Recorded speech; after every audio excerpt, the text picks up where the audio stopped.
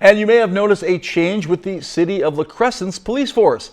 As part of being a Green Step city since 2015, La Crescent PD has added a vehicle to its fleet. Crystal Flintrop gives us a first look. In 2021, a bipartisan infrastructure law was passed, requiring each state to develop a state carbon reduction strategy. Those carbon reduction program funds are targeted to reducing carbon emissions.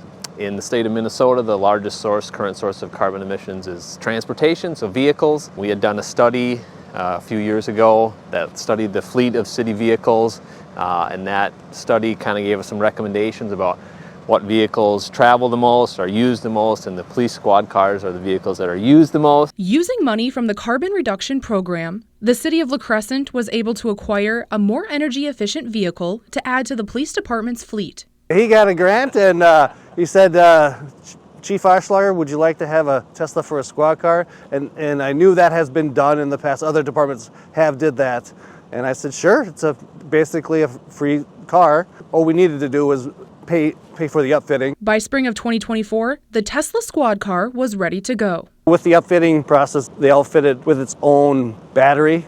And so what happens is with that battery, the Tesla actually charges that battery, and that battery operates the lights, the radio, charges the computer. And the benefits outweigh those of the traditional vehicle with an internal combustion engine. It's a zero-emission vehicle, so it has no tailpipe, so there's no emissions coming out of this vehicle. Regenerative braking is the only thing they really have to get used to. It slows you down, you don't have to apply the brakes as much. In the course of that, it charges the battery. So far, officers and residents alike are impressed. It's a blast to drive. It's state-of-the-art technology, if you ask me, and my officers are into all that stuff, technology and everything, so they think it's as all the bells and whistles. He says this is just one example of how the police department is improving technology and resources for a more sustainable future. In La Crescent, I'm Crystal Flintrop.